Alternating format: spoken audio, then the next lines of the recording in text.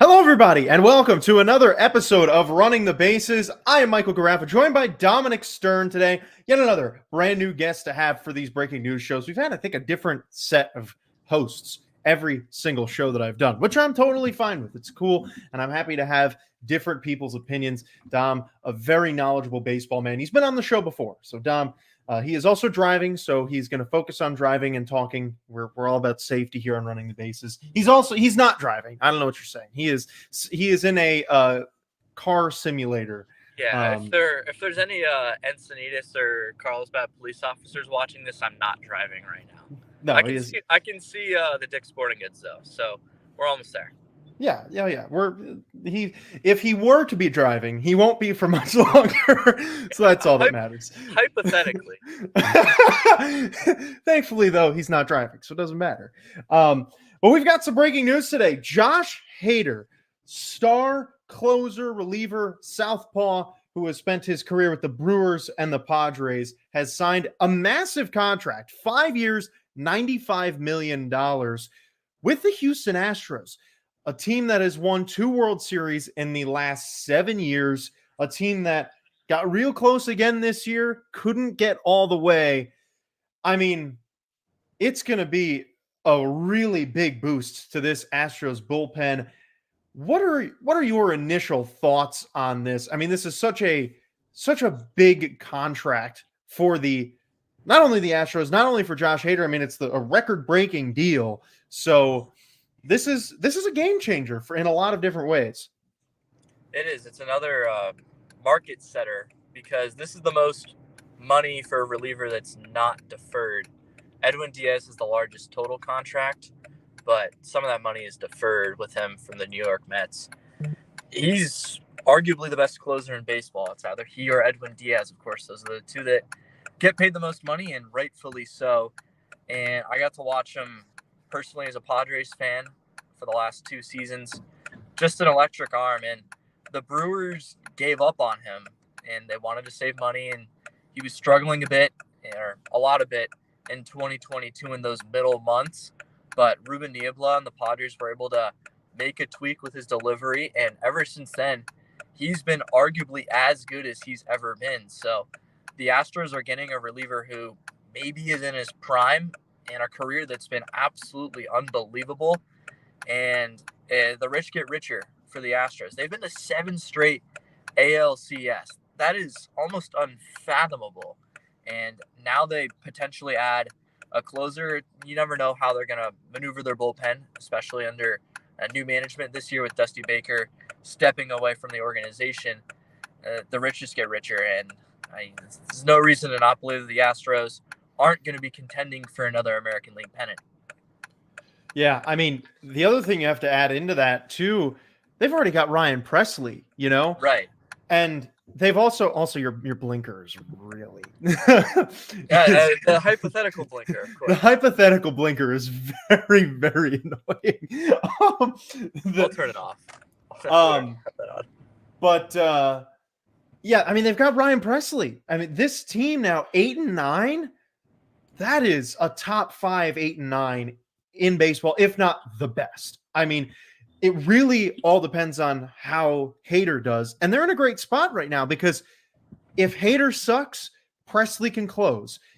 If Presley sucks, Hader and Hader's doing well, then, Hader can take some of the burden off of Presley. So this is a really, really good deal for the Astros. I mean, like you said, the rich get richer. But, I mean, you hit the nail on the head. He arguably just had he just might have had the best season of his major league career. I mean, he really did. He had the second best ERA he's ever had at 1.28 in 56 innings, which is almost really average for him. I mean, he struck out 85 guys. The number that stands out to me, though, is that he did tie a career high in walks with 30. It's the highest he's had since 2018. So that's the maybe one downside, but a 1.28 ERA is utterly insane, and a 1.101 whip, not the greatest, but really, really good. And if you can have him be even 80% of the guy that he was back in, 2018, 2017. I mean, you're looking at having one of the best closers, if not the best closer in baseball. I'd also love to see with, Edwin Diaz now having a long contract too, one day having Diaz and Hader going head to head in a World Series. First off, obviously that would make my dreams come true, but for baseball, yes. For baseball, that would be really cool to see the two of them now in opposite leagues being able to close out games in a World Series. I mean, that would be so cool. And obviously you have to imagine that hopefully at some point in the next few years, both of those teams will be in the World Series again. So this is a big deal for the Astros. Another thing too, this for you matters a lot for the Padres. The Padres in a lot of flux right now. I mean, their off season's really been quite quiet. Obviously, I don't think many people thought that he was going to go back. Yeah, I don't think many people thought he was going to go back to the Padres, but still, he was a big piece of that bullpen. Where does this leave the Padres now that they certainly are not getting him back? Well, the situation with Josh Hader last year was very complicated because you pointed out his stats. He was incredibly good. And the blown saves mostly came in extra innings when the Padres only scored one run or didn't score in the top of the inning.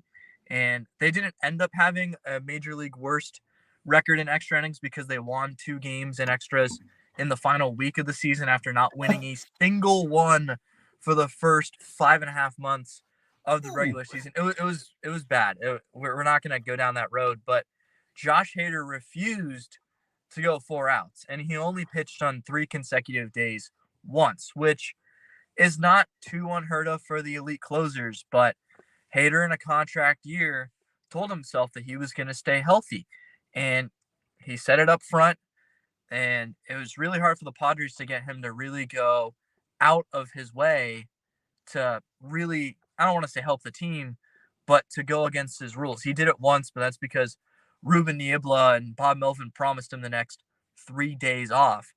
So it'll be interesting to see now that he got the contract, what he's going to be doing. But it left the Padres in a tough situation because the bullpen was quite injured, as most bullpens typically are.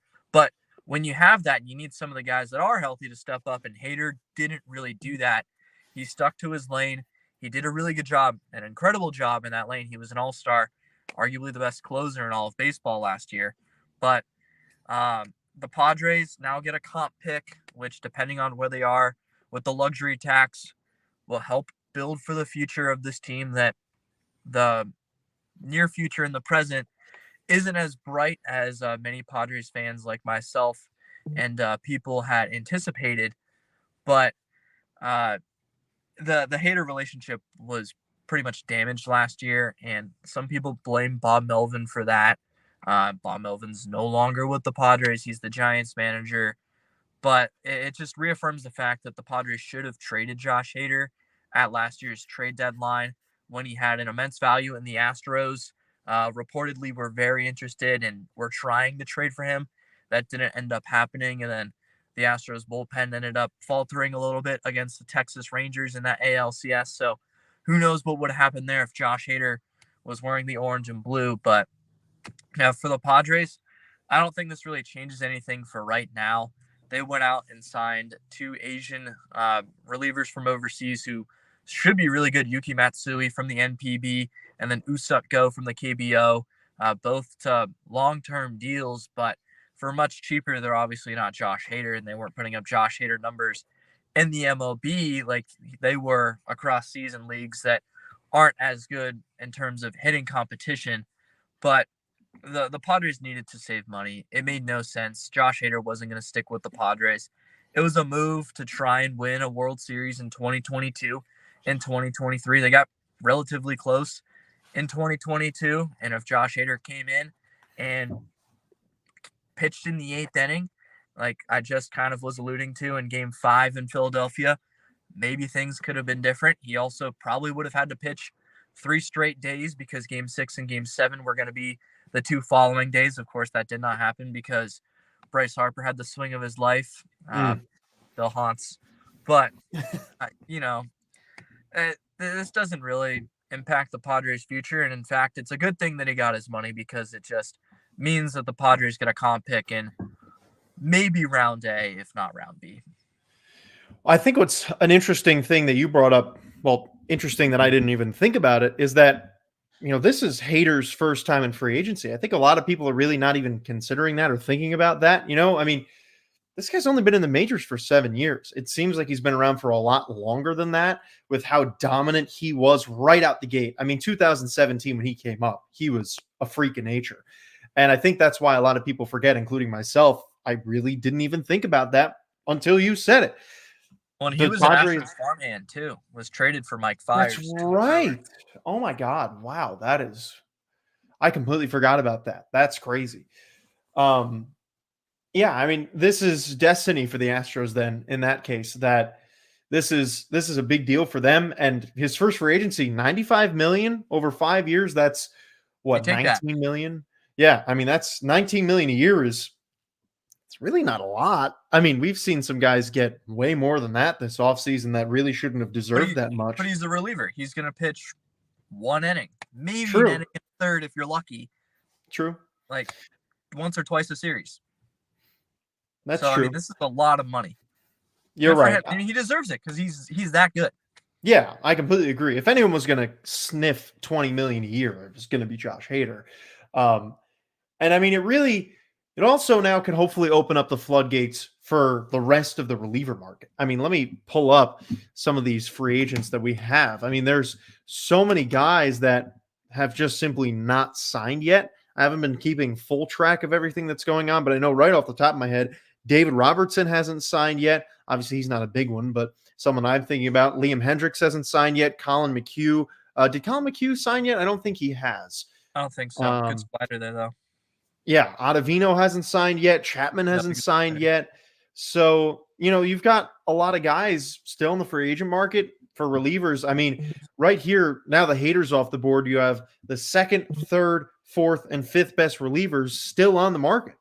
I mean, that's really a big deal. I mean, there's been no traction there at all for the upper end of that relief market. We've got a lot of the middle of the road guys like Josh Stalmont and Andrew Chafin have kind of gotten off the board, but it's like none of those top level guys. And even, I mean, we still haven't seen Blake Snell sign. We still haven't seen Jordan Montgomery sign, JD Martinez, Jorge Soler, all people that will probably end up doing breaking news shows on. None of them have signed because it's just been a quiet offseason. I mean, spring training starts in a month and 5 days. Games start.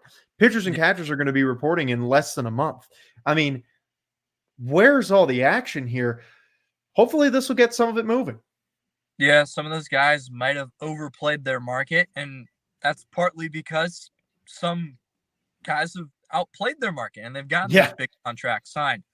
And the guys are going to have to come to fruition with what their market is and what these teams are offering them, or some teams are going to have to say, like the Padres, who only have 2 outfielders on their 40-man roster, say, all right, we need to fork it out for someone to fill out our outfield.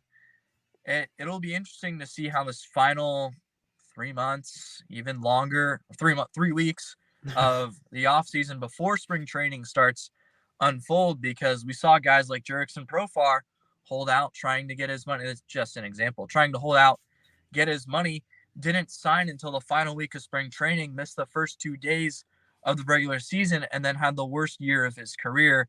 And now all of a sudden is going to be signing for less than what he signed for last year, and also what he had on the table with the Padres, but he opted out of it. A rare Scott Boras client L, you could say. So these guys, they're holding out to get their money, and rightfully so. Completely understand that. But at some point, the longer you wait, we've seen it so many times, those players almost never perform well in the regular season compared to what they signed for. Right. And I think a lot of that is they haven't had the time to prepare. I mean, think about some of these guys. A guy like Blake Snell, probably going to sign more than 4 or 5 years.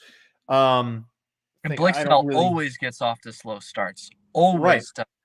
And now what is it going to look like for him? I mean, I saw it once again firsthand with the Padres. He was miserable all 3 Aprils, 21, 22, 23. It took him almost forever to get it turned around in 21. Was really good late August and into September before he got hurt. Was really good in the second half of 2022, a big part of the reason the team was able to make the playoffs. And last year, everybody knows how he did. once mid-May came around, he was easily the best starting pitcher in baseball. It was incredible to watch him every fifth day. But you're not paying the amount of money that Blake Snell is asking for to have him be awful in April. That's Right. just completely unreasonable. It's going to be fascinating to watch where he signs, how he performs in spring training, how long he's able to pitch in spring training, and how ready he's going to be when he reports to a big league club in April, especially if he does come back to the Padres, who have the disadvantage once again of having to go to Korea because they have a shorter spring training, a little bit of a weird spring training. The Padres are the most representatives in the World Baseball Classic of any major league team last year.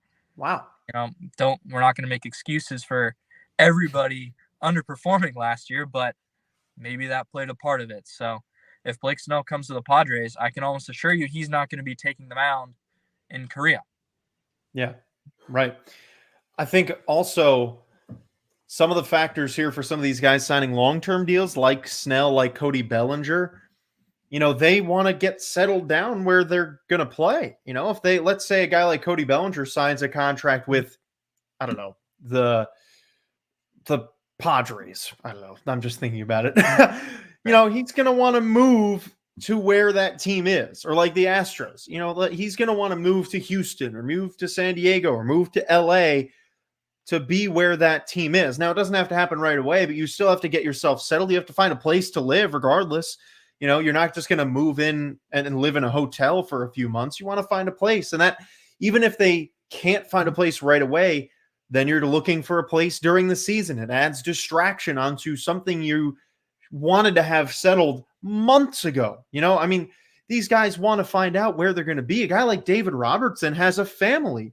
He wants to know where he's going to be playing. Even the guy in my shirt, Tim Anderson, hasn't signed a contract yet. It's like there's so many players out there still. I don't know the exact number, but I guarantee you half of the major free agents that I have on my list here haven't signed.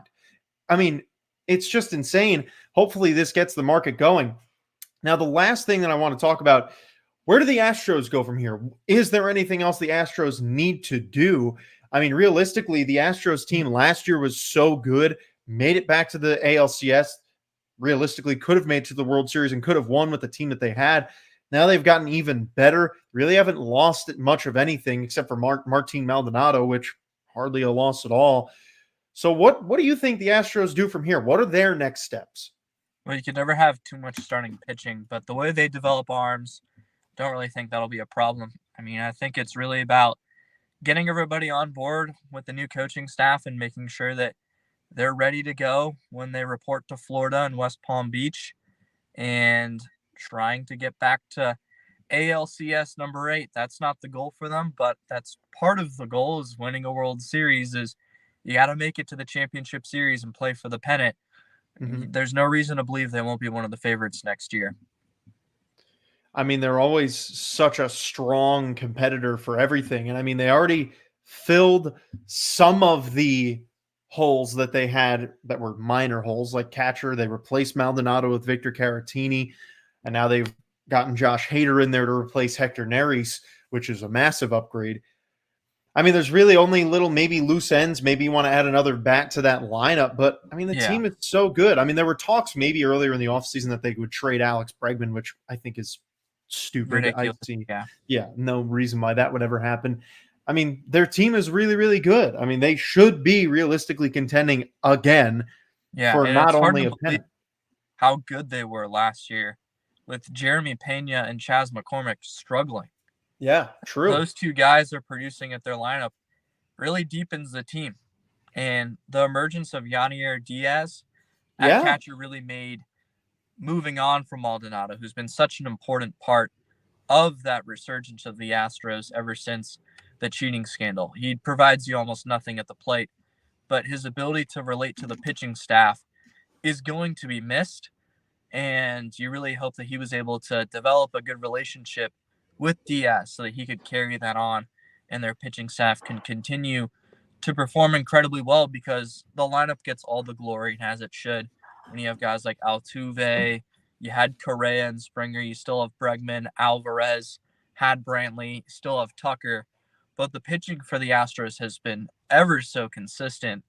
Arguably the best pitching staff, probably the best pitching staff as a whole ever since that 2017 season. And there's a reason that they've been so good. It's because they develop their pitching. They have really good coaching out there. Even when Brent Strom left and went to your Arizona Diamondbacks, they were able to keep performing. And you don't win. You don't go to 7 straight ALCS championship series without having really good pitching. And the pitching, you also have to remember, is getting a boost back. Lance McCullers is going to be coming back this year. Didn't pitch at all in 2023. Had a 2 point, what was that number exactly? He's a stud. He had a 2.27 ERA in 2022, and he's coming back this year. We don't know the kind of guy we're getting back, and I mean, why do I say we are getting back? But baseball's getting back. I mean, We are baseball, Michael. Yeah, we are. We are Major League Baseball. He only made 8 starts in 2022, but I mean, he had a 3.16 ERA in 21. This guy's going to be great. And another guy, Luis Garcia, only made 6 starts really in 2023. So, and they got Verlander. Because he still got to deal with pitch clock. Right. Because he really didn't get much of an opportunity to develop his stuff like that and adjust to the new rules, and especially with it getting even shorter with runners on base, which is dumb, by the way. Dumb. But Major League Baseball being dumb, 2 things that go well. Oh, yeah, it's not oil and water, that's for sure. I mean, Justin Verlander also a big piece of that rotation. I mean, 3.31 ERA and 11 starts after going back there. He was a little bit better with the Mets, 3.15 and 16 starts. So marginally, maybe he was a little bit better. But I mean, this Astros rotation, this Astros pitching staff, this Astros team is just, they've got to be early favorites now to win the World Series again. They have to. Well, there's a certain team in Southern California that I won't name by name that's probably going to be the favorite regardless. I should have said AL side. That'll make it to the World Series. But no. Yeah, we don't talk about that big blue monster in California. They're yeah, I'm about to get harassed by a couple of Dodger fans at Dick's Sporting Goods, so I'm outnumbered in San Diego. It's ridiculous. I'm outnumbered in Arizona too, pal. Trust me, it's even worse out here. But I mean, that's really everything I wanted to cover for this show. I mean, that was great. We knocked that out in 22 minutes. I mean, we really got everything in there. Any last words here on Hader, the Padres, or the Astros?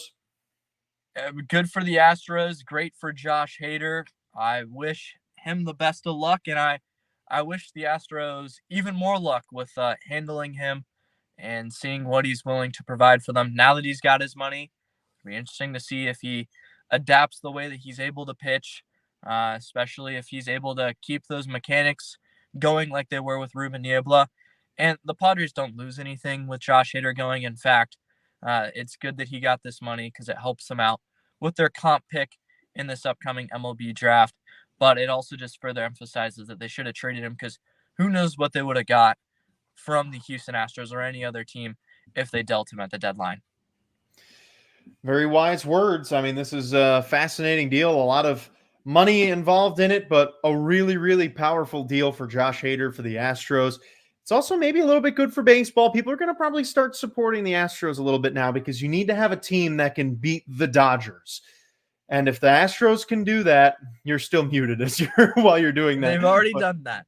I know. So did they do it the clean way? No, but I don't think anyone's complaining anymore, to be fair. So this is a couple. But I mean, any team in the AL that can beat the Dodgers is a good thing. This helps that. We all know the Dodgers are probably going to get back to the World Series. Hopefully they don't, but we'll see. This could hopefully prevent them from winning that World Series.